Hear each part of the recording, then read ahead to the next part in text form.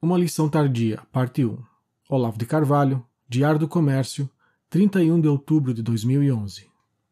Lendo a bela resenha que Gertrude Himmelfarb consagrou na New Criterion de outubro ao livro recentíssimo de Adam Kirsch sobre Lionel Trilling, Why Trilling Matters, Yale University Press, 2011, tento em vão medir a diferença entre o país onde se busca com justiça recuperar a memória perdida do grande crítico e outro país onde a influência dele jamais penetrou nem pode penetrar. Se nos Estados Unidos o estudo sério da literatura nas universidades foi quase inteiramente soterrado sob toneladas de propaganda feminista, gaysista, islamista, comunista, africanista, o diabo, no Brasil a própria literatura desapareceu por completo, fato inédito na história de qualquer país do Ocidente, mal subsistindo uma vaga lembrança do que essa atividade possa ter representado em épocas passadas.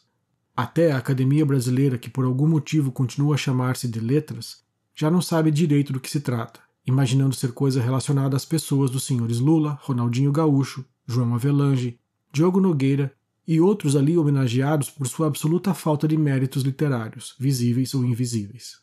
Mas não é só por isso que a mensagem de Lionel Trilling repercutirá nestas plagas como a campainha do recreio soando num cemitério. É também, e sobretudo, porque ela fornece o padrão de medida com que se pode avaliar a extensão da calamidade cultural brasileira, e esta última, aferida por semelhante critério, mostra já ter passado daquele ponto em que tomar consciência de um estado de coisas miserável é um princípio de esperança. O Brasil mal chegou a desempenhar um papel insignificante na história intelectual do mundo e já abdicou até mesmo das condições mínimas que lhe permitiram fazê-lo durante algum tempo. A opção preferencial pela barbárie e pelo grotesco foi levada às suas últimas consequências, e não existe via de retorno. Brasileiros podem, é claro, continuar estudando, criando, descobrindo e escrevendo coisas boas, mas serão contribuições individuais, isoladas, não integráveis em qualquer conjunto que vale o nome de cultura nacional.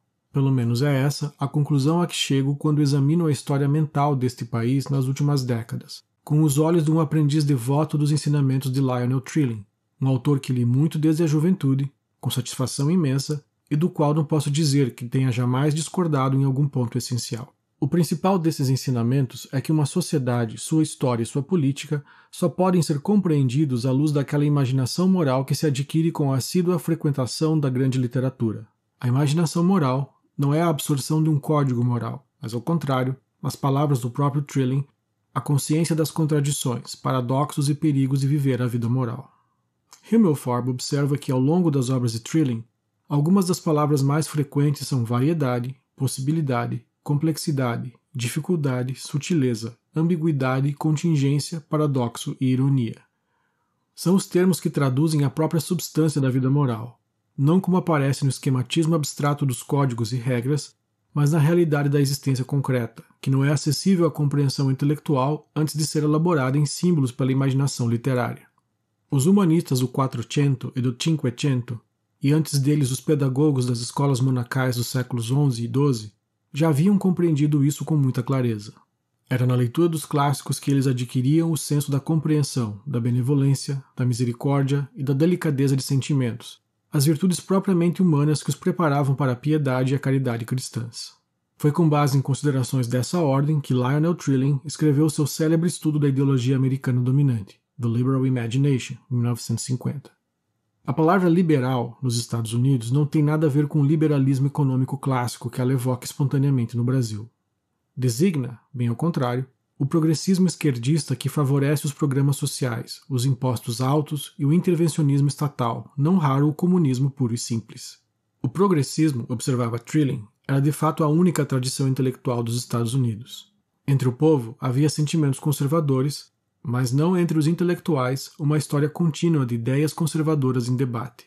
Daí a importância de examinar o fundo de símbolos e emoções por baixo das ideias esquerdistas em evidência. E a primeira coisa que o crítico aí notava era a rigidez esquemática das reações morais, a falta daquela abertura para a variedade e ambiguidade das situações humanas que tão nitidamente transparecia entre os conservadores como Samuel Johnson, Edmund Burke, Samuel Taylor Coleridge, Matthew Arnold, ou, acrescento eu, Balzac, Dostoiévski, Leonid Andreev, Manzoni, Papini, Henry James, Conrad, Mauriac, Bernanos, Solzhenitsyn, V.S. Naipaul, Eugênio Corti. Se o progressismo tem uma fraqueza desesperadora, é uma imaginação moral inadequada. Inadequada porque simplista e irrealista. O progressista pensa que o bom é bom e o mal é mal. Ante a ideia de bom e mal, sua imaginação falha. A diferença aparece com ênfase máxima na maneira como os romancistas traçam os personagens de seus virtuais antagonistas políticos. Os romances escritos pelos conservadores pululam de revolucionários, comunistas, anarquistas, terroristas e assassinos políticos retratados com toda a complexidade moral da sua vida interior e das situações que atravessam. Nos romances de esquerda, o adversário político quase sempre aparece sob forma caricatural, desumanizada ou monstruosa, sem qualquer atenuante, sem qualquer ambiguidade, sem qualquer concessão relativista ou mera simpatia humana. Leon Gorky, Barbusse, Brecht, Hemingway, John Steinbeck, Ilya Ehrenburg, Theodore Dreiser, Lillian Hellman, Howard Fast entenderão do que estou falando. É quase impossível conceber na obra desses e outros romancistas de idêntica filiação ideológica, pelo menos enquanto permanecem sob a influência direta do movimento esquerdista, um personagem conservador ou de direita que tenha alguma virtude humana, alguma qualidade moral, alguma razão aceitável para ser como é e pensar como pensa. Há exceções, é claro, mas em linhas gerais, a imaginação moral ou mesmo a simples compreensão humana parece ser monopólio da literatura conservadora.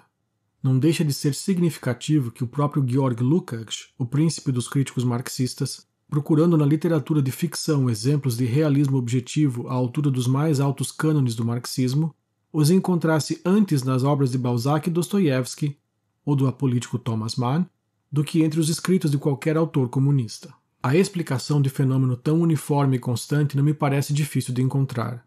O esquerdismo é quase que invariavelmente uma tomada de posição militante, que se não leva necessariamente o escritor a filiar-se a um partido, ao menos faz dele um companheiro de viagem, cujo círculo de convivência é preferentemente escolhido por ele ou pelo próprio círculo entre correligionários ideológicos. O próprio Partido Comunista sempre se encarregou de fazer com que fosse assim. Ao menor sinal de que um escritor ou artista tinha simpatias de esquerda, agentes comunistas tratavam de assediá-lo, infiltrando-se em todos os meios que o infeliz frequentava, e fazendo o que podiam para tirar o máximo proveito político de suas palavras e induzi-lo a atitudes cada vez mais militantes, tanto na vida quanto na obra. Leiam Stephen Koch, Double Lives, Spies and Writers in the Secret Soviet War of Ideas Against the West, 1994. Já o conservadorismo é na quase totalidade dos casos uma pura preferência pessoal, desacompanhada de qualquer empenho de combatividade militante e livre de envolvimento direto ou indireto em organizações políticas de qualquer espécie. É normal que, ao desenhar o perfil de seus possíveis antagonistas políticos, o romancista conservador se atenha antes às exigências do realismo psicológico e da imaginação moral que às de qualquer intuito pedagógico partidário de transformar o mundo. Continua.